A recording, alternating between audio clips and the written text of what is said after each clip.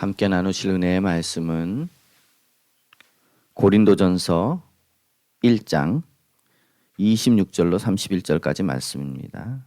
고린도전서 1장 신약성경 264면입니다. 고린도전서 1장 26절로 31절까지 말씀을 제가 대독하겠습니다. 형제들아, 너희를 부르심을 보라. 육체를 따라 지혜로운 자가 많지 아니하며 능한 자가 많지 아니하며 문벌 좋은 자가 많지 아니하도다. 그러나 하나님께서 세상에 미련한 것들을 택하사 지혜 있는 자들을 부끄럽게 하려 하시고 세상에 약한 것들을 택하사 강한 것들을 부끄럽게 하려 하시며 하나님께서 세상에 천한 것들과 멸시받는 것들과 없는 것들을 택하사 있는 것들을 폐하려 하시나니 이는 아무 육체도 하나님 앞에서 자랑하지 못하게 하려 하심이라. 너희는 하나님으로부터 나서 그리스도 예수 안에 있고 예수는 하나님으로부터 나와서 우리에게 지혜와 의로움과 거룩함과 구원함이 되셨으니 기록된 바 자랑하는 자는 주 안에서 자랑하라 함과 같게 하려 함이라. 아멘. 오늘은 고린도전서 1장 26절부터 31절까지의 말씀을 통해서 하나님께서 부르신 이유에 대해서 함께 나눠보고자 합니다.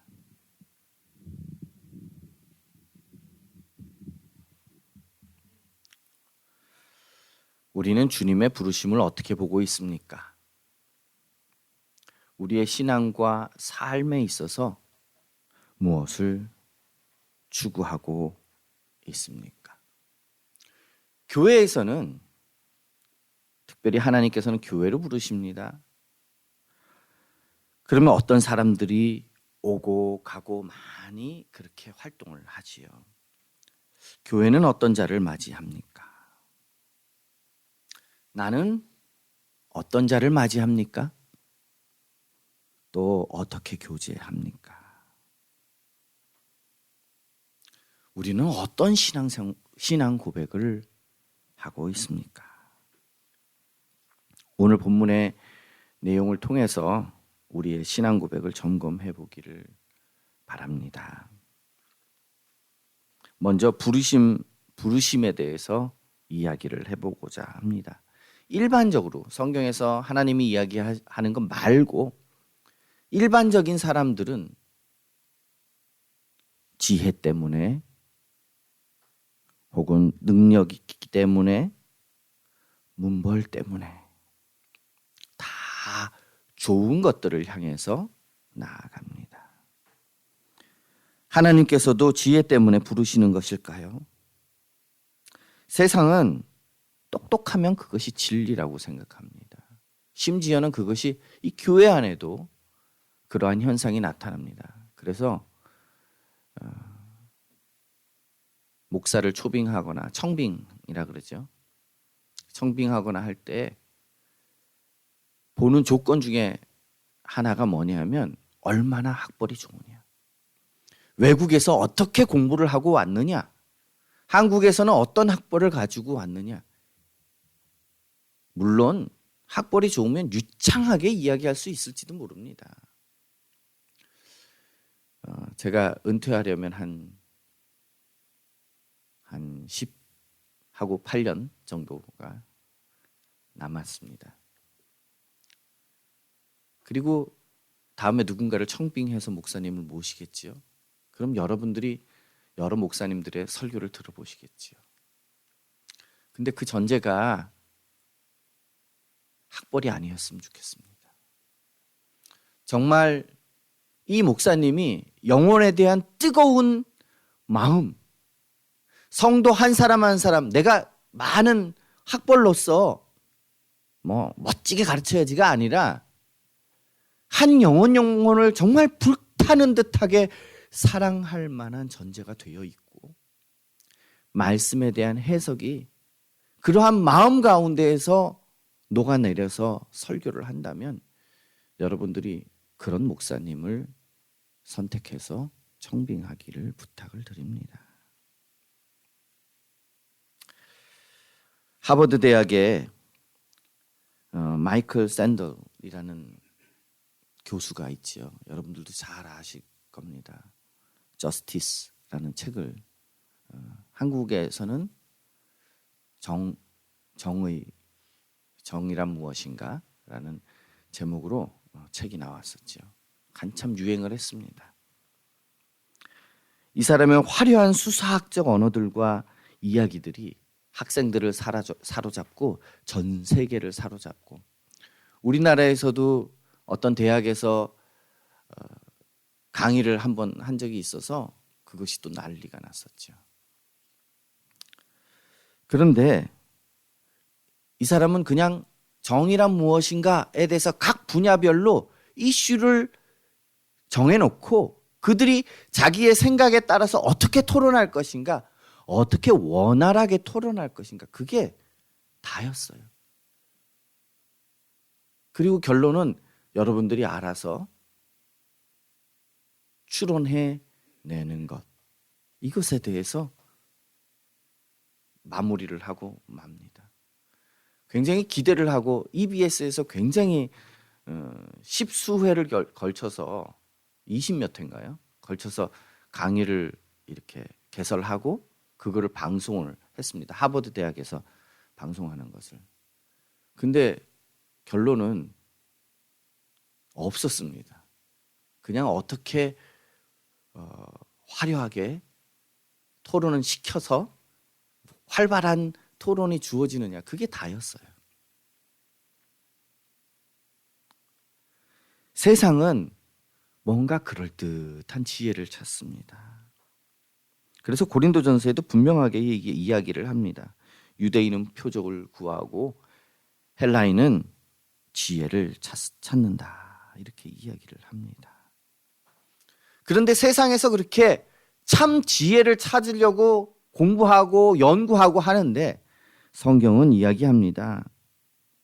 거만한 자는 지혜를 구하여도 얻지 못하거니와. 왜 성경은 세상을 향해서 거만하다라고 이야기를 합니까?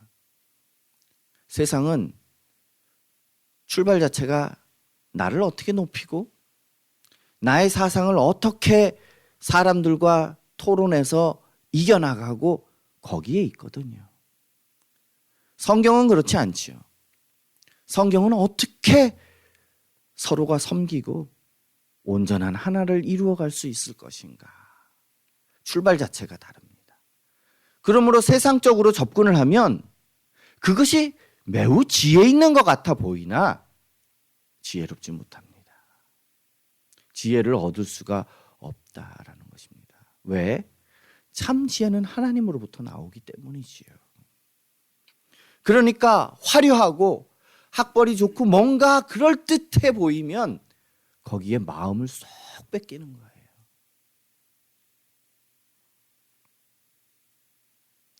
우리가 가지고 있는 위대한 것들이 나로 인해서 자부심을 갖게 합니까? 아니면 하나님이 나를 자부심 갖게 합니까? 나의 자부심은 어디로부터 오는 것입니까? 또한 오늘 본문에 보면 능력을 이야기를 하고 있지요. 능력이 있기 때문에 하나님이 부르셨습니까? 그러면 우리는 하나님께 구원을 청구할 수 있습니다. 하나님, 내가 이만큼 했으니까 나에게 구원을 주시는 것은 당연하지 않습니까? 세상은 능력이 있으면 부릅니다. 그렇지만 능력은 사람을 교만하게 만듭니다. 설정해 놓은 기준에 미치지 못하면 무시하고 심지어는 못 살게 굴기도 하지요. 회사에서는 어떻습니까? 각 회사마다 기준이 있지요. 활동의 영역이 있습니다. 그런데 회사에서 그러한 가지고 있는 기준을 맞추지 못하면 무시하고 멸시하기도 하고 못 살게 굴기도 하고 사이가 벌어지지요. 부모는 자녀에게 두 가지 마음을 갖습니다.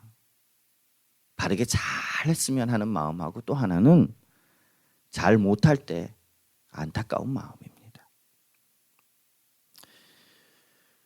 자녀들이 자라날 때에 이것도 시도해보고 저것도 시도해보지만 결국 자녀가 내가 생각하고 있는 기준에 미치지 못할 때 부모의 마음은 어떨까요? 부모의 마음은 최선을 다하도록 도와주시면 거기에 영 미치지 못하면 부정을 해서라도 뭔가를 채워주고 싶어하는 게 부모의 마음이에요. 인간의 부모가 이렇게까지 자녀를 긍휼히 여기는데 하물며 하나님은 어떻겠습니까? 하나님께서는 그 부족한 자녀, 연약한 자녀를 너무너무 안타깝게 여긴다는 것입니다. 부모의 마음을 형제만 되더라도 갖기가 어렵습니다.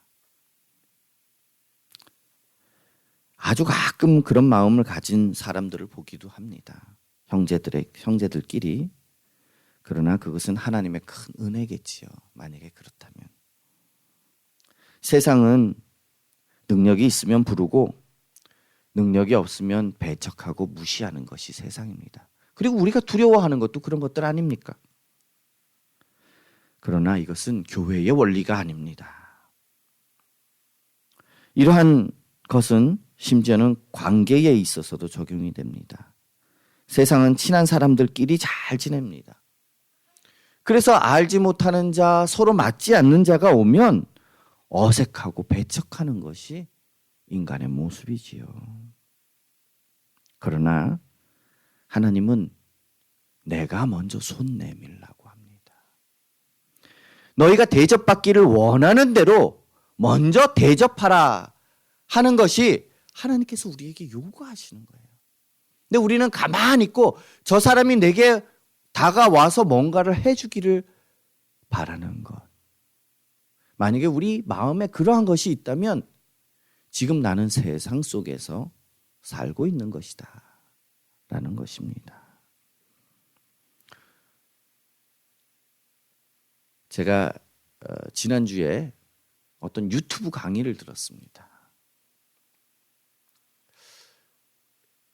인간됨에 대해서 강의하는 것인데 그 인간됨, 예절 발음 이것에 대해서 중요하게 여기는 것이 무엇이냐면 저 사람의 필요가 무엇일까를 볼 줄 아는 눈이라는 거예요.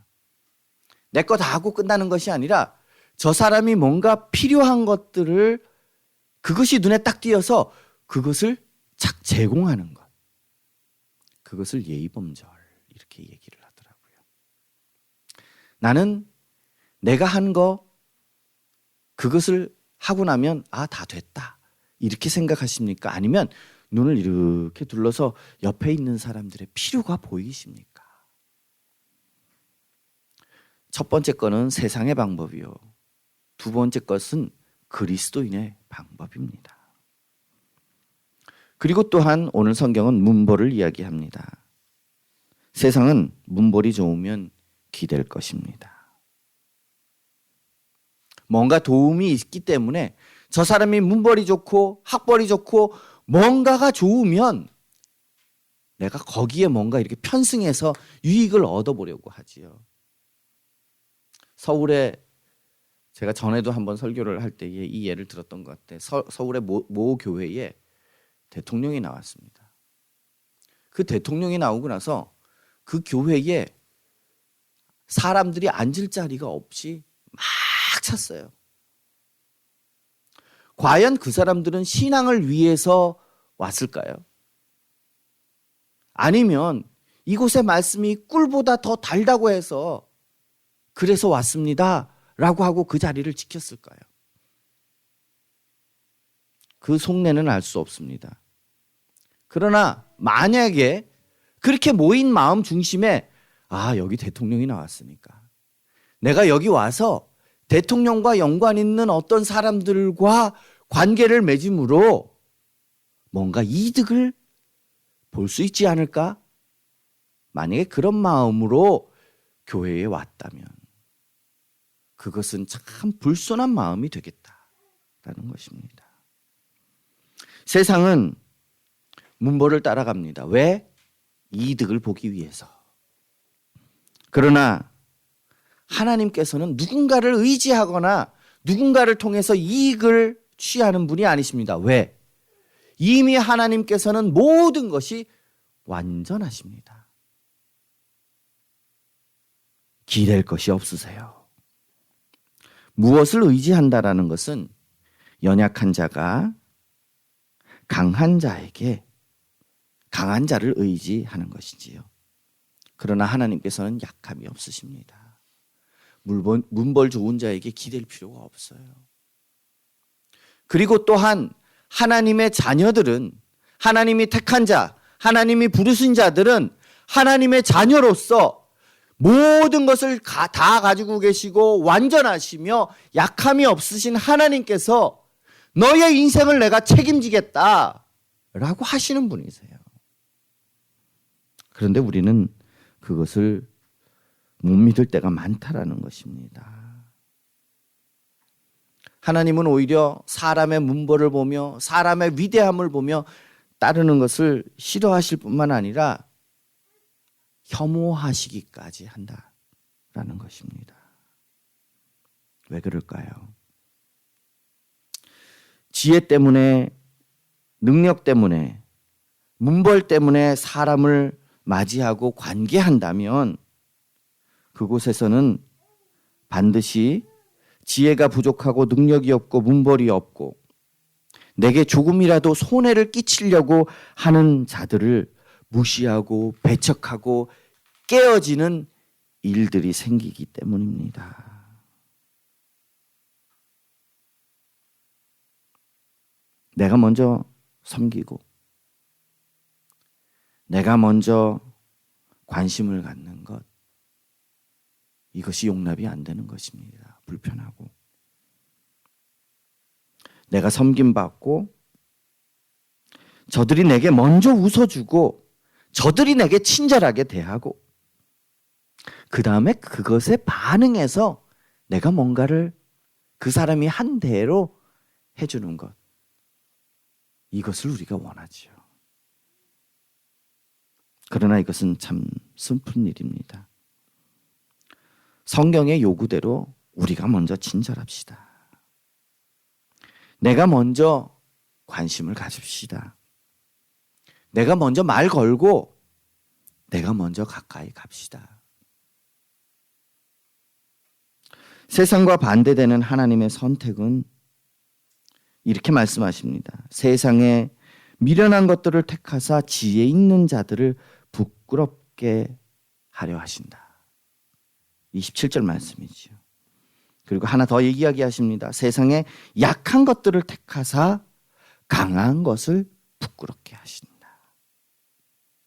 그리고 28절에 세상에 천한 것들과 멸시받는 것들과 없는 것들을 택하사 있는 것들을 폐하려 하신다. 우리가 너무 있으려고만 거기에 초점을 맞추지 않아야 한다라는 것입니다. 그것만 보여주면 하나님께 부끄러움을 받게 될 것이기 때문입니다. 하나님의 요구는 세상의 요구와 반대됩니다. 예수님께서도 제자들이 그냥 서로 만나기만 하면 누가 크냐? 누가 크냐? 그래서 내가 커서 서로에게 섬김을 받으려고 하는 거예요. 그래서 예수님이 하도 답답하니까 본인이 온 이유에 대해서 말씀하세요. 인자가 온 것은 섬김을 받으려 함이 아니라 도리어 섬기려 왔다고 말씀하십니다. 그리고 말씀하시오. 너희가 남에게 대접을 받고자 하는 대로 너희도 남을 대접하라. 이것이 성경의 진리입니다. 근데 왜 이런 것들을 요구하실까요? 그 이유는 아무 육체도 하나님 앞에서 자랑하지 못하게 하려 함이라. 자랑하지 못하게 하려 함이라. 내가 가진 것이 내가 뭔가를 얻은 것으로 말미암아서 자랑할 수 없다라는 것을 말씀하고 있는 것입니다. 지혜 있는 자나 능력 있는 자나 문벌 좋은 자가 부르신 자가 아니라 하나님께서 부르신 자는 오히려 연약하고 작은 자이며 부족한 자이라는 것입니다. 설령 다윗처럼 모든 국가를 다 가졌을지라도 하나님 아버지 앞에 아무것도 갖지 않은 자인 것처럼 그런 마음을 갖는 것, 그것을 하나님이 원하신다라는 것입니다. 그럼 우리가 애써야 할 것이 무엇일까요? 오늘 말씀에 보면 너희는 하나님으로부터 나서 그리스도 예수 안에 있고, 예수는 하나님으로부터 나와서 우리에게 지혜와 의로움과 거룩함과 구원이 되셨으니, 우리도 그렇고 예수 그리스도도 그렇고 결국에는 어디로부터 왔느냐? 하나님으로부터 왔다. 그것을 알게 하기 위함입니다. 하나님으로부터 온 것을 내 안에서부터 난 것이 아니라, 내가 힘쓰고 내가 이룩하고 내가 위대한 것을 만든 것이 아니라 모든 것이 하나님으로부터 왔다라는 것을 알게 하기 위함이에요. 그래서 나를 자랑함이 아니라 하나님, 예수 그리스도로부터 온 것들을 자랑하게 하기 위함이다 라는 것입니다. 그래서 하나님이 보이고 하나님으로부터 온 예수 그리스도로 말미암아서 보여지게 된다면, 예수 그리스도가 자랑되어진다면 그것은 옳습니다. 박수 쳐야 할 일입니다. 그러나 그리스도가 안 보이고 내가 뭔가를 이루고 내가 얻어야 될 것들이 보인다면 그것은 참으로 위험한 것이 될 것이다 라는 것입니다. 하나님으로부터 온 것이 보인다라는 것은 야고보 사도가 말한 부족하거든 모든 사람에게 후히 주시고 꾸짖지 아니하시는 하나님께 구하라 라는 그 말씀. 하나님이 온전하게 우리를 채우실 수 있는 그러한 능력 있는 분이라는 인식이 우리에게 필요하다라는 거지요. 무엇을 할까? 무엇을 먹을까? 무엇을 마실까? 우리가 양식을 위해서 힘써야 되겠지만 그것을 구하는 것이 아니라 너희는 먼저 그의 나라와 그 의를 구하라. 예수님께서 말씀하시고 있지요. 우리는 생각이 많이 바뀌어 있습니다. 오늘 세태를 따라서. 내가 삶을 살기 위해서 회사 일도 하고 뭐도 하고 가족도 돌보고, 그리고 내가 친구들과 사람들과의 관계를 위하는 것들은 철저하게 지켜나가며 그것을 세워나가려고 애쓰지만, 하나님 아버지 앞에 예배는 뭔가 동아리 활동하듯이 생각할 때가 많다라는 거예요. 그것이 가장 중요한데. 어떤 사람은 그럽니다. 하나님의 신앙을 갖는 것이 가장 중요하다라고 얘기하면 그렇게 얘기하면 안 되지요 라고 얘기합니다. 각자의 삶이 있는데 삶을 주장하는 분이 누굽니까? 하나님입니다. 우리가 하나님을 의탁해야 하는 것이 무엇이냐? 삶을, 영원한 생명을 위해서 하나님께서 우리에게 주시고 요구하시고 인도하시는 그 섭리를 깨닫고 알아가는 것이 중요하다라는 것이에요. 그런데 오늘날 그것이 맨 뒷전으로 도망가 버리는, 치워버리는 그런 모습들이 우리 안에 있다라는 것입니다. 오늘 본문은 분명히 이야기합니다. 기록된 바 자랑하는 자는 주 안에서 자랑하라 함과 같게 하라 합니다. 주 안에서 내가 자랑할 것이 무엇입니까? 내가 추구해야 할 것이 무엇입니까? 이것에 대한 지혜가 오늘 모든 성도에게 넘치시기를 축원합니다. 기도하겠습니다. 하나님 아버지, 은혜를 감사합니다. 오늘도 주님의 은혜를 따라서 주님을 자랑하고 우리가 우리의 삶을 크게 확장시키고 대단한 사람이 되려고 하는 것이 아니라 하나님의 주신 은혜를 감사하며 주님을 크게 높이고 영화롭고 주님을 즐거워하는 그런 삶이 우리 안에 넘치게 하옵소서. 감사하며 예수 그리스도 이름으로 기도드리옵나이다. 아멘. 찬송가 200